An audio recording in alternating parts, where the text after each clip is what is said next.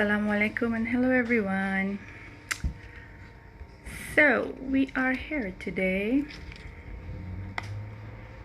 Let me just double check if everything is going well.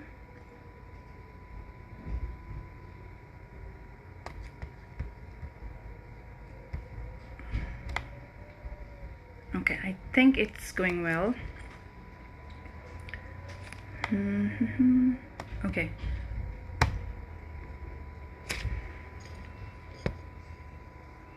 I have another screen here to make sure whether I am up to date with the comments or not. Can you guys hear me?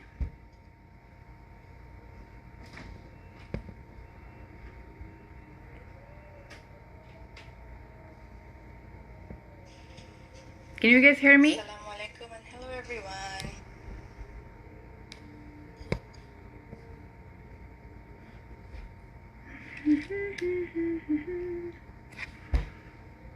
Okay. Yes, walaikum assalam. People are coming in. Well, for the Instagram people, you won't be able to see my screen where I have prepared the presentation, but from the group, those of you who are in the group, they will be able to see the presentation in the group. So it's like best of both worlds. So you either see me or the presentation, depending on where you are at this moment. Okay, so never mind, I would really love to start right away. Okay, so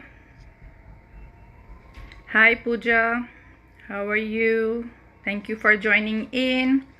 So let's start. Okay, just let me know from the Facebook. Pooja, can you let me know if you can hear me clearly or not and see the presentation very clearly or not? Anybody from the group, chime in and let me know if you can hear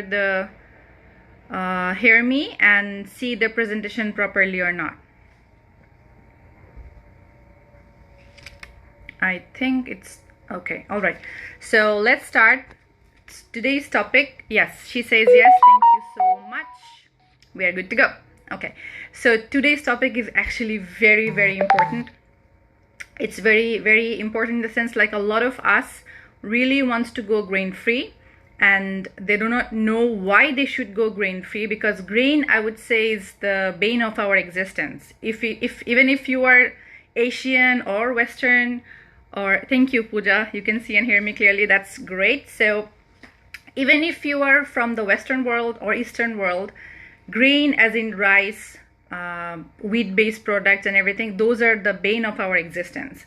So when I say, or a lot of the diet people says that you need to go grain-free to be able to give your child the best gut healing approach, that's when life gets a little tricky and hard, because you guys think, like, the first thing that we think is, how the hell am I going to go grain-free, because that's what we all eat. So today is the day that I will teach you how you can do that. And first of all, why you should do that. Because if you do not know your why, as Simon Sinek says, if you do not know your why, then it will be really hard for you to continue and go on with the procedure and everything. Okay, so let's begin. All right. So what are grains and what's wrong with grains? Okay, so grains are wheat, rice, gram, semolina, barley, rye, bulgur, kamut, and all the other, amaranth, jawar. It depends on what you call in your country, but all the same, grains are basically seeds which are grown in mass amount, and it is carbohydrate. You know it as the carbohydrate, and you eat it with every single meal. Okay, so there are two types of grains. Basically, there is a whole grain and then there is the white grain. So whole grains are those grains which has their husk on. I'll show you just in a moment if you are in the group but not in the Instagram. So whole grains are those which has the husk on it and it is more fiber rich, while the white grains are those whose bran or the outer husk is actually removed, and it's purely just starch in nature. So we know that whole grains are a lot better than Whole grains are a lot better than white grains. Why? Because whole grains give you additional nutrients, minerals, vitamins, as well as fibers. But there is a but, and that's why I am here. Grains are hard to digest. Okay, grains are hard to digest, and here's why. Because grains were not supposed to be for human consumption. Okay, grains came to this world.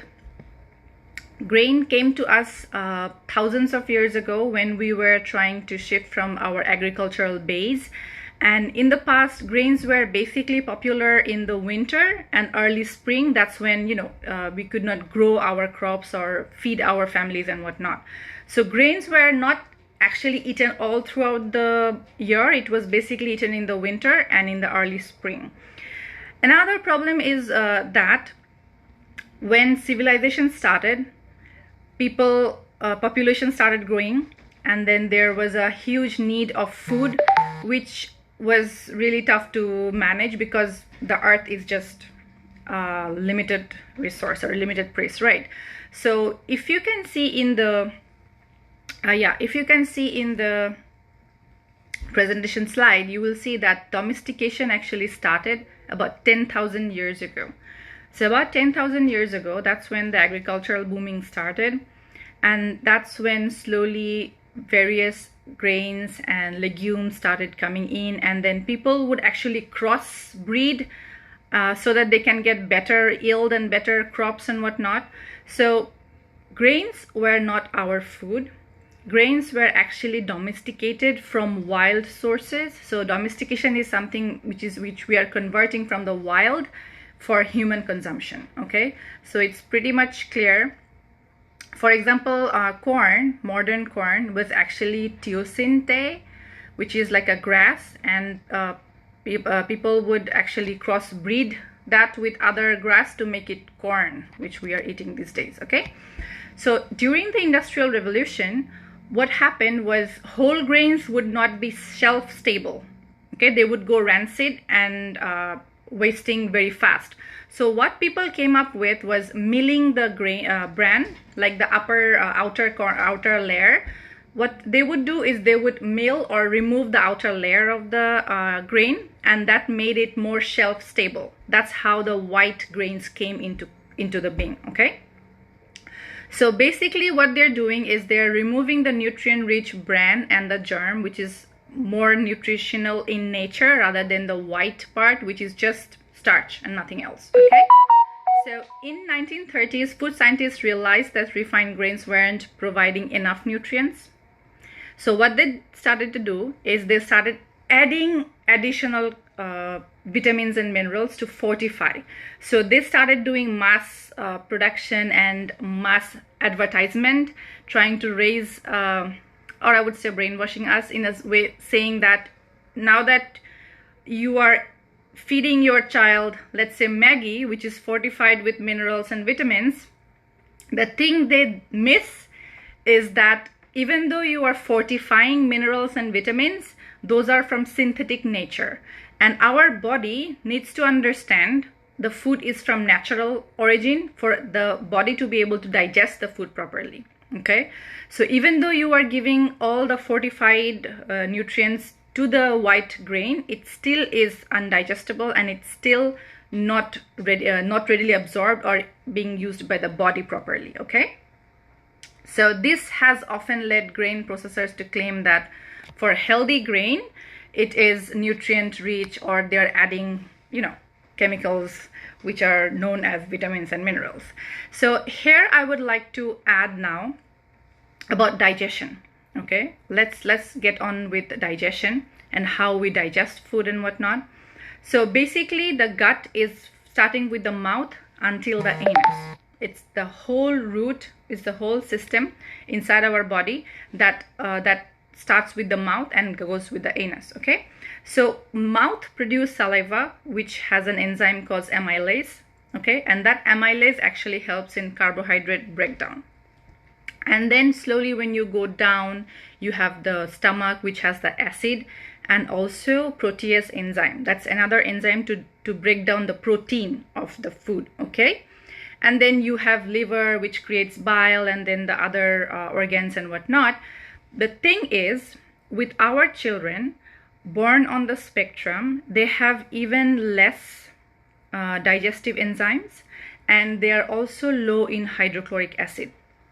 So whenever you are giving them the regular food, they cannot digest the food properly because they have less of the acid, they have less of the enzyme, and grain itself is hard to digest. Okay, so the anatomy of the grain says that the bran is the protective layer which gives the fiber, B vitamins and minerals, and the endosperm, which is the inside, is just some proteins and a lot of carbohydrate. Okay, so all grains are essentially seeds, and seeds are supposed to be shelf stable, and seeds are what the plant produces to be able to grow in future. Okay, seeds are not meant to be digested. Okay, seeds are not actually meant to be digested. They are meant to stay intact until they arrive at the perfect condition to grow in another soil as a plant, when you give it soil, water, air and sunlight. Okay, not just enzyme and it will automatically digest whatsoever. So that's why 2000 years old date seeds are also found in perfect conditions when you dig the graves and whatnot. The thing is, the idea that grain is built like a containment center, okay, contained like in a container, it's actually easier for us to understand, because nowadays what happens is, not nowadays, like previously, grains were there for livestock feeding, to feed cattle, to feed cow, to feed animals that we were raising for our milk and meat and everything. Okay, so we used to feed 10,000 years ago or 5,000 years ago, we used to feed our we used to feed our livestock with grains. Okay, like oats was food for horses. Okay, so what happens is, those livestock, they have multiple stomach. For example, cattle or cow, it has 4 stomach, and yet a cow cannot digest the food properly. Even with the 4 stomach and with the regurgitation, they cannot digest the grain properly. So can you imagine what happens to grain when we and our children who have poor digestive health have to go through when they are trying to digest the grains?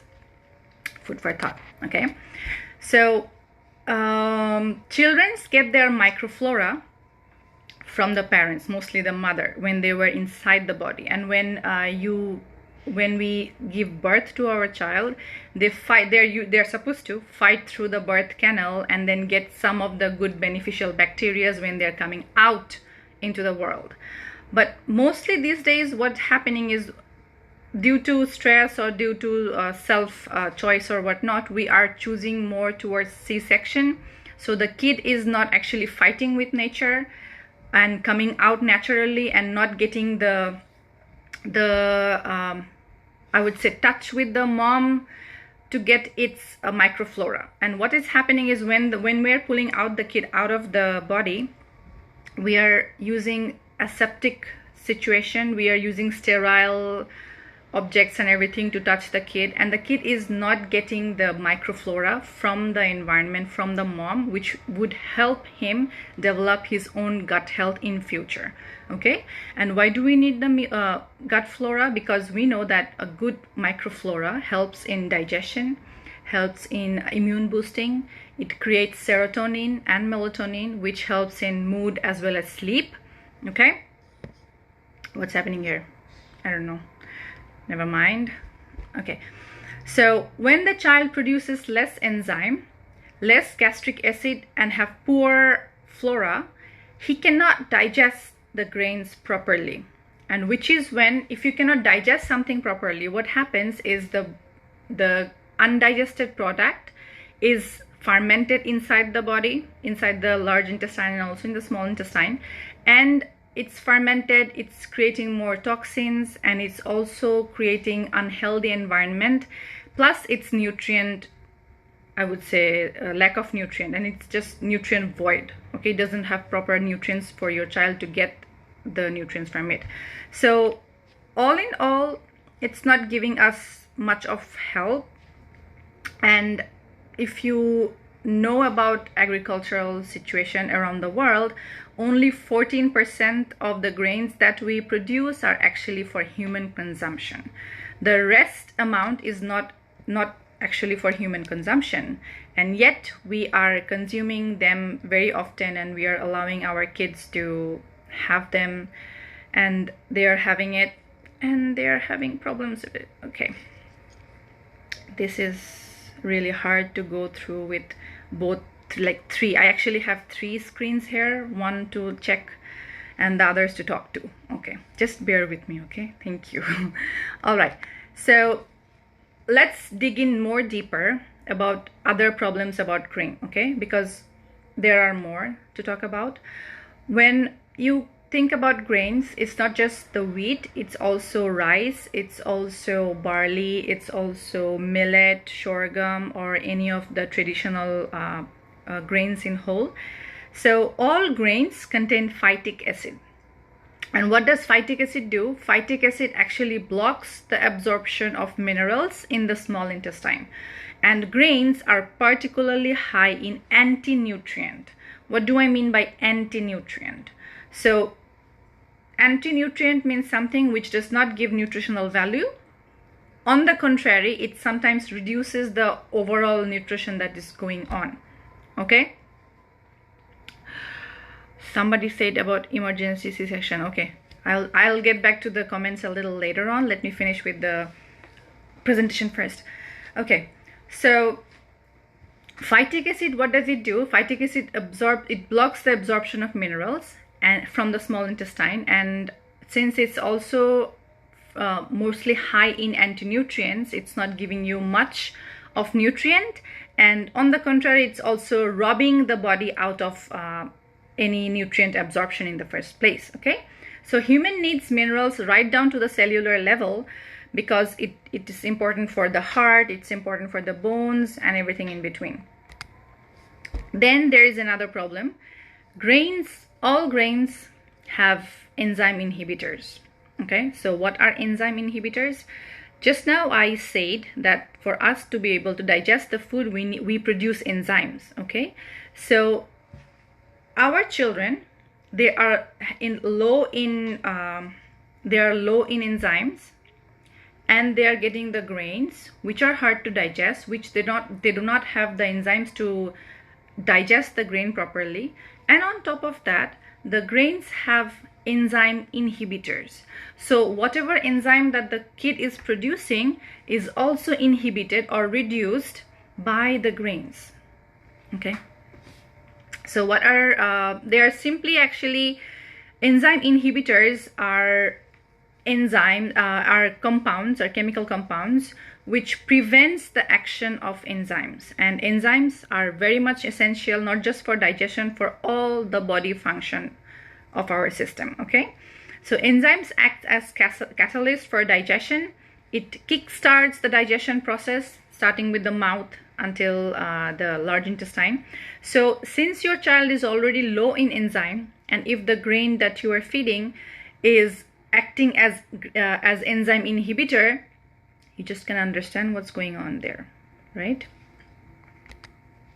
Okay, the third problem with grain is that all grains contains disaccharides. What are disaccharides? Disaccharides are double sugars which the body does not have enough enzyme to break down the disaccharides. Okay, so if you are seeing in the presentation, you will see there are like microvilli.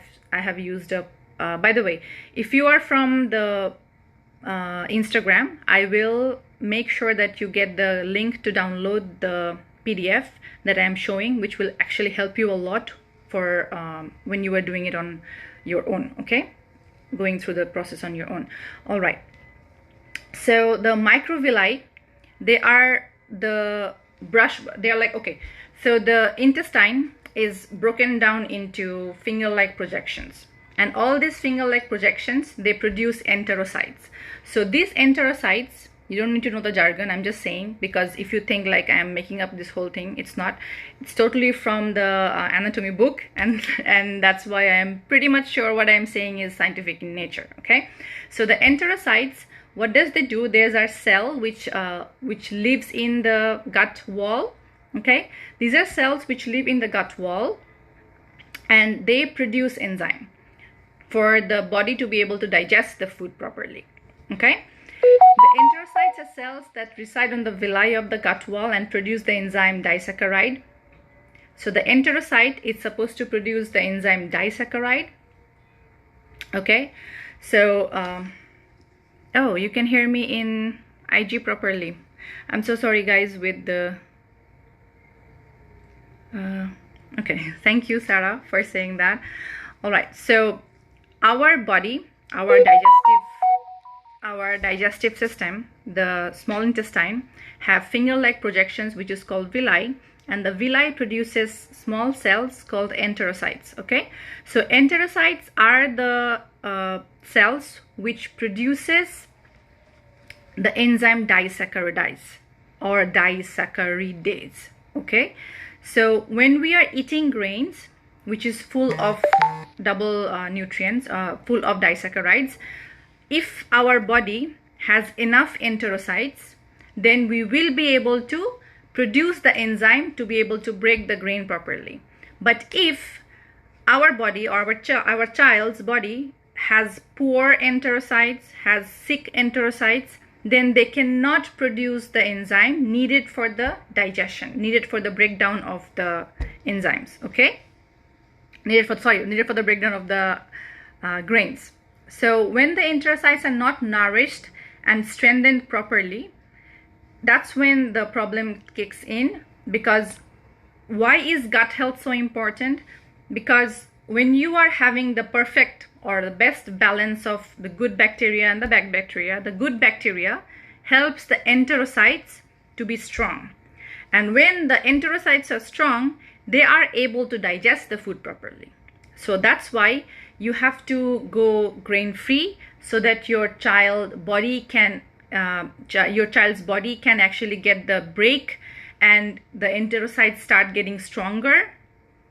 And slowly when you later on, when you start increasing the content of grains or feed him grains, his body will not react to it that much, and there won't be a regression of that nature. Okay, so weak and diseased enterocytes have trouble digesting starch molecules, and starch is the number one component of grains: rice, wheat, pasta, burger, you know, all those things. Burger as in like the burger patty. Okay, the burger patty.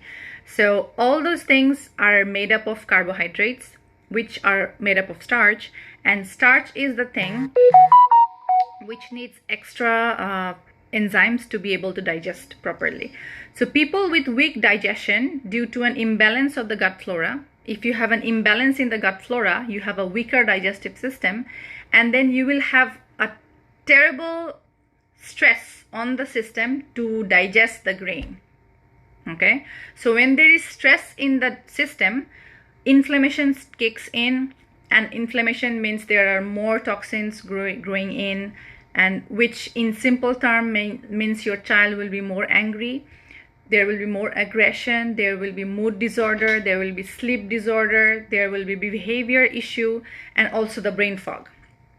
All right, a lot of the things that I'm saying right now, the doctors do not share it much, because as you have already heard from one of our recent guests on the show, she said that the doctors actually study nutrition for only 4 hours. Okay, so, and the thing is, they have their own notions that they stick to, you know, like just like you stick to your religious belief or cultural belief, the doctors stick to their own belief as well. Okay, so enzyme, what's that? I saw your bio. All right, I'll talk about autism recovery later on. Today's topic is not actually about that. I would really appreciate if you ask me question based on what we are going through today. And if you have any question about what I do, you just scroll through my feed. I have created lots of videos and lots of posts on what I do and what I really mean by autism recovery. I do not mean that we are curing autism over here. What I mean is we are helping our child be the best version of themselves, so that they don't struggle with focus, they don't struggle with mood, they don't struggle with sleep, and all the things that we see them struggle with. Okay, all right. So even the starch that manages to get digested results in molecule. Even if your child is digesting some of the starch that you are feeding him, that we are feeding our children, what happens is there is still the double sugar, and the body does not have enough possibility of producing those double sugars because the enterocytes are sick enterocytes. Okay, and enterocytes become sick when you have the unbalanced gut flora. The fourth problem with grain is that all grains contains complex, hard to digest proteins. Okay, so what's that? Whole grains, they have a lot of complex protein, and our children whose digestive ability is pretty weaker, if you give him complex protein, if you give him complex carb, it will be hard for him to digest them. And if you give him simple sugar, it will also create hyperactivity in the first place. Okay, so the human body needs food to be in the simplest form in order to absorb and use it. The word complex means there is work to be done by the digestive system, and extra work means more reduced ability to digest the food properly. So how can you go grain-free? Okay, how can you go grain-free? There are a couple of ways to do that. The first point is you can try reducing the amount of the grain, and whatever grain that you are using, you can follow these 5 or 6 method that I will be telling you now. You can use those to make the grain more digestible. Okay, so the first thing that you can do to make your grain digestible is to clean them properly. Because I don't know whether you know it, our grains are more sprayed with insecticides, they are more sprayed with growth hormones and everything. So it is basically washed with chemicals in different stages of its growth. Okay, so cleaning has to be pretty well, making sure that there is the extra layers and everything, they are like cleaned properly. Then you can try soaking the grain. Okay, soaking also beans and lentils, obviously soak them prior to cooking, because soaking helps the rehydration, which helps in digestion. Okay, and it also shortens the cooking time, plus it will preserve the nutrients whatever is present over there. The third most or best thing that you can do is fermenting your grains. So when you ferment the grain, the complex carbohydrates and the complex proteins are broken down into smaller pieces, and the body is more able to digest and absorb them properly. Okay, you can also try toasting or cooking in a variety of different way, or pressure cooking your grains, and also sprouting. So the best way to do is sprouting and soaking, then sprouting or fermenting your grains. And we know that in practical world, it's not very practical for us to sprout our grain and then make the bread out of it. Who has the time to do that? We don't have that. So that's why because I wanted to do those for my son as well, and then I was like, I don't have that much time, and it's super time consuming. It's super hard work to clean, soak, ferment, sprout the grains and make bread or whatever that I want to make for him. It's a way more work for me than the privilege. So what I did is I did more research on it, and then it was easier for us, and it would be easier for you to just shift the grains and just reduce the grain. Okay, I'll tell about it now, that how you can do it. So what I teach my clients is that whatever you are cooking for your child, let's say you are cooking khichdi or stew that maybe you use barley, or maybe you use rice okay, or quinoa, sorry, rice in that. So what you can do is just remove the rice part, remove the grain part, and cook the rest of the food just as it is. Because when we start with picky eaters, if you drastically and suddenly change their taste profile, you will have resistance.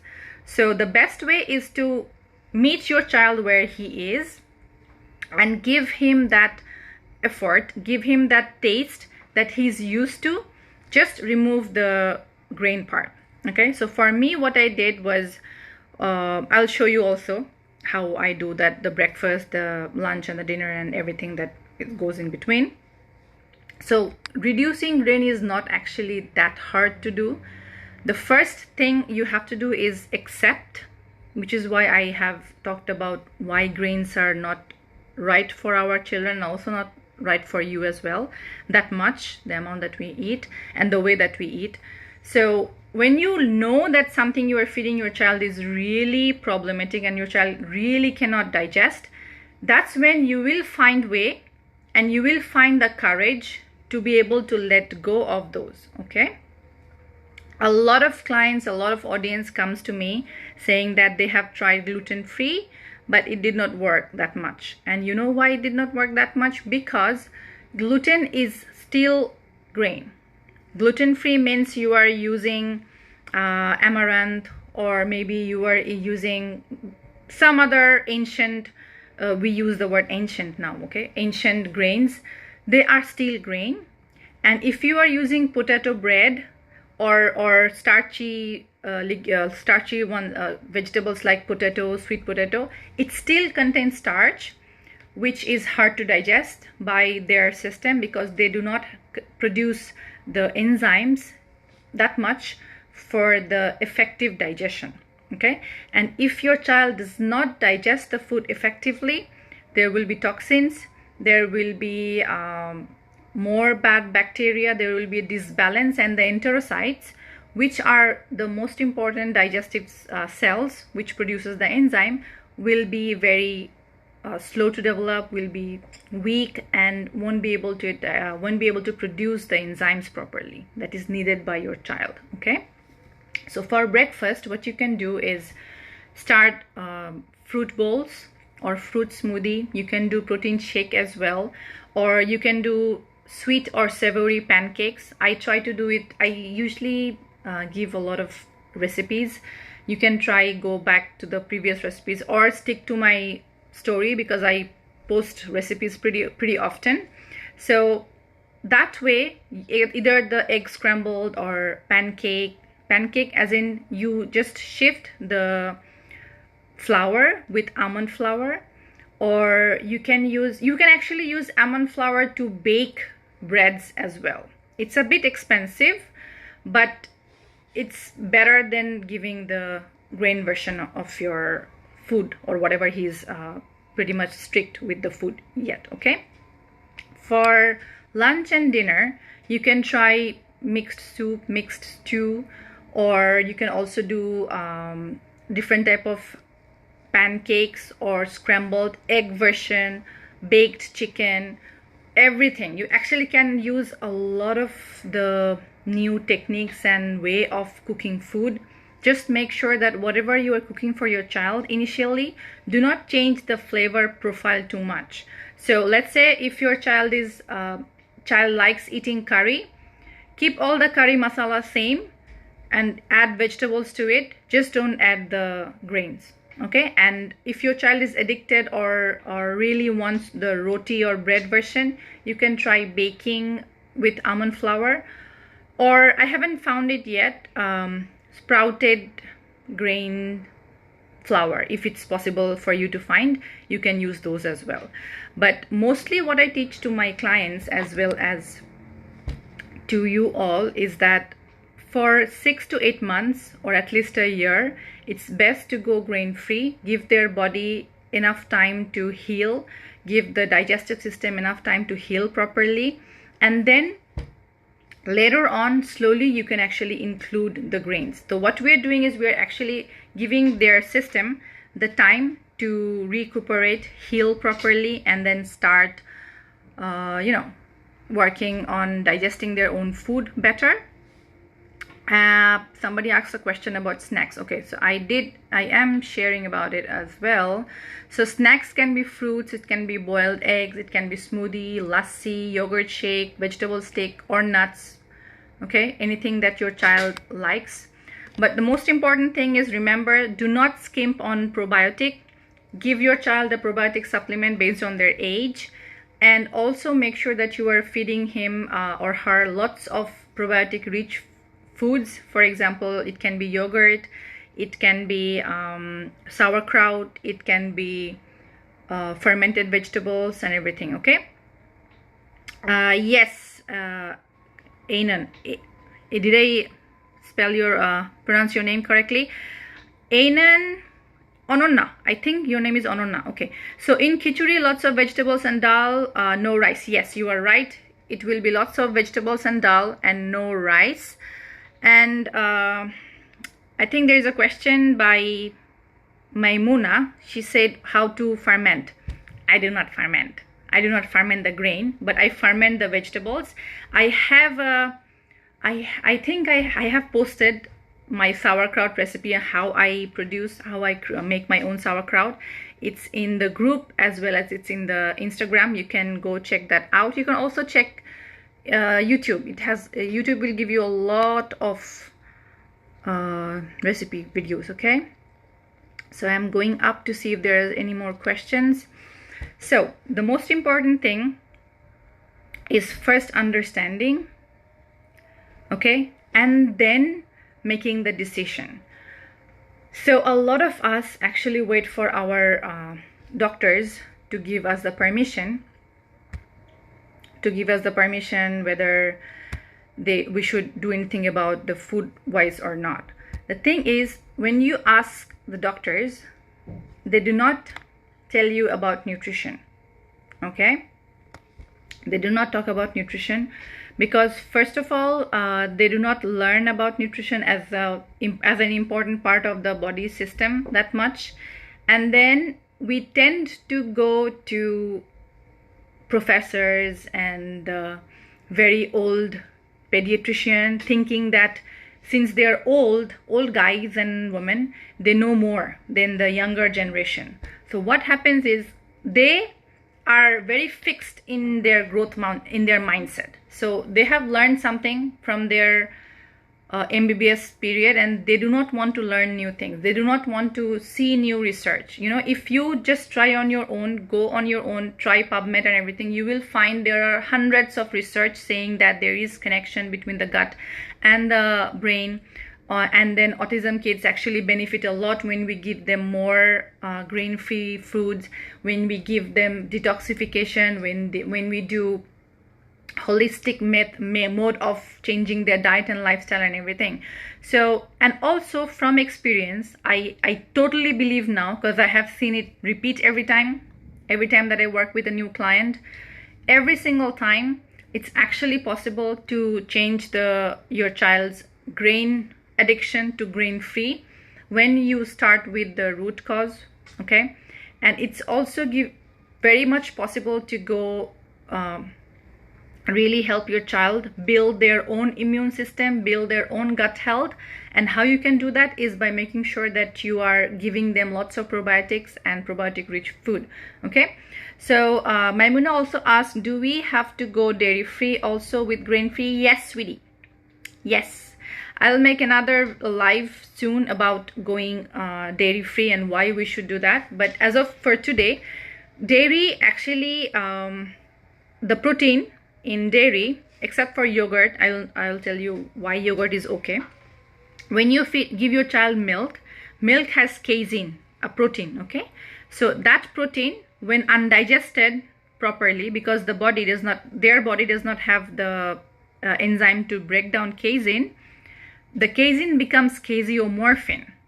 So caseomorphin is a type of morphine, and morphine is a narcotic. It's a neurological deactivating thing, and it produces, it produces addiction, it produces gross motor disabilities, it produces learning disability, it gives brain fog, it it is working against your child in a lot of ways. So the best way to do is go dairy free as well, and then give your child the 3 dairy that you can give your child without any tension are ghee, butter, and yogurt. Okay, yogurt a little less, not too much, because yogurt also has a lot of protein.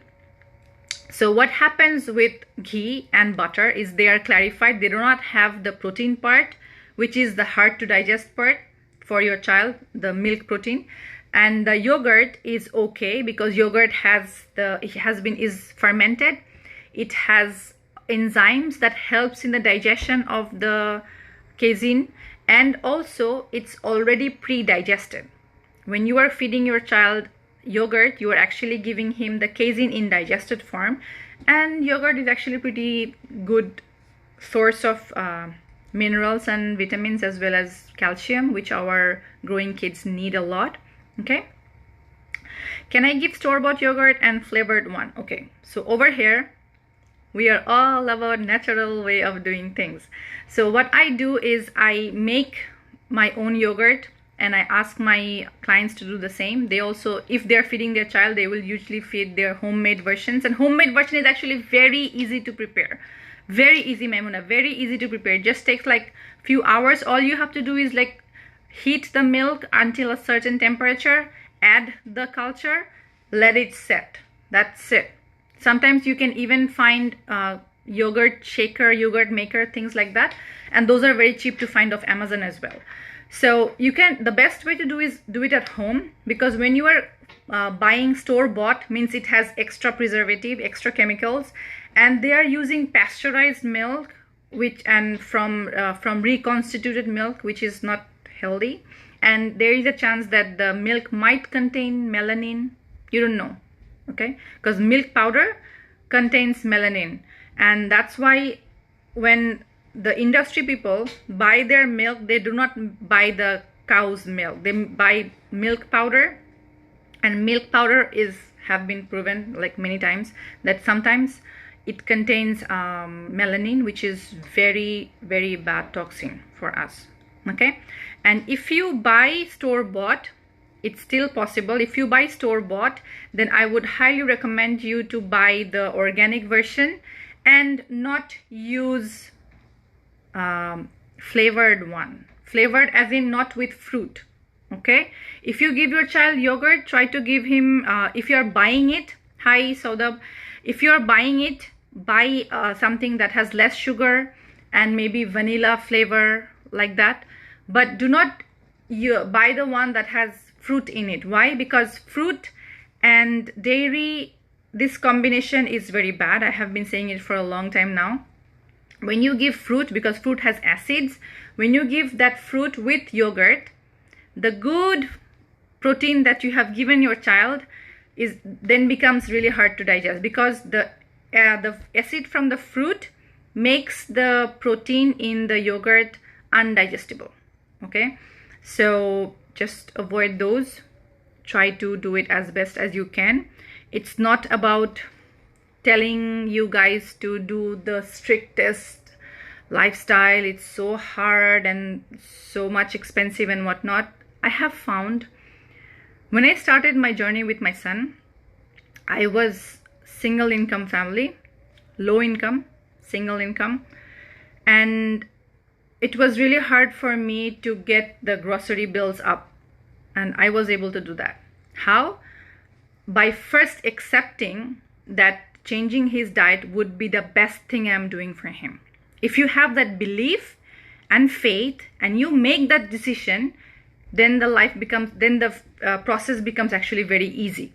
If you do not want to accept or decide whether you really want to continue or not, or whether you want to change the diet or not, that's when things will look hard to you.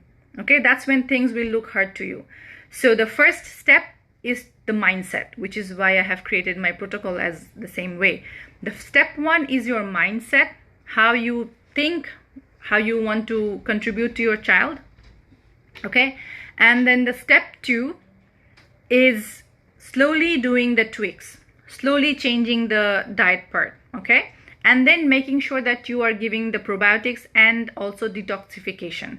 A lot of the time, parents come to me saying that they have tried gluten-free or even grain-free. They did not see much result. The reason why they did not see much result is because the diet part is not the full spectrum of help that your child needs. Okay? The diet part is just a part, it's just a pillar. Your child needs additional support. For example, the sleep needs to be well, there needs to be proper detoxification, there needs to be parenting in a way, and also your own, how you parent your child, how you talk to him, how you raise him, how you give time to him, all of these things comes together. Okay, so just changing diet will not give you 100% of the result that your child can achieve, but diet indeed is the foundation. And if you do not change the diet, if you do not change his food preference into the healthier version, you will always see him struggle. And the most important part is not thinking that it's hard for me to change the diet. Just think about how much your child struggles when we are giving him something that he cannot digest, when he's eating something he cannot digest. He's very strict, he does not want to try anything else, he wants to eat his bread. It's because his digestive flora is imbalanced, is disbalanced. So when we rebalance the system, the cravings for junk food reduces. Okay, the craving for junk food reduces. So that's where we should start. Yes, yogurt and fruit is toxic. I actually have been saying it since last year, since 2019 when I started my blog. Yogurt and fruit are not digestible properly. Yet when you go to the shopping mall, all you see is yogurt with peach, with mango, with plum, with so many other things. Okay, so it says more about how our traditional system was and how our modern way of life has become, because we focus towards making things easy and fast and forget that when you make things easy and fast, when you think fast food, when you think fast car, when you think fast everything, life becomes slow, development becomes slow, hardships gets more. Okay, and you can actually do a lot of help. You can actually help your child a lot better when you give him a proper diet and lifestyle, and then you do not have to go to 15 different therapies, because therapy is a training ground. Therapy is training the child to do something that his brain does not understand how to do. Okay, so when you give your child's brain that developmental support, the brain will tell the child what he or she needs to do, okay, to be able to function properly, to be able to be social, to be able to have better mood and everything. Okay, so in future I will make more lives, more videos, and I am having a 5-part video series. I highly recommend you guys to stay tuned and watch those. I have already posted something about mindset, and in future, like from tomorrow, you will see the other videos coming in talking about the other pillars of autism recovery. So you are not alone. You are not doing it alone. Anytime you feel struggle, DM me. I'm here to help you. And you can also, if you're not in the group, I would highly recommend you be in the group, because the platform, the Instagram platform is, two different platforms are two different type of variety. Okay, the Instagram is easier for me to share the stories and whatnot, but the resource part is more available and more structured in the Facebook group. So I highly recommend you guys to join in there as well. And thank you so much for staying till end. If you have any question, please pop them. I will come back and then reply to each and every one of you. Okay, it was lovely having you here. Thank you so much. Love you.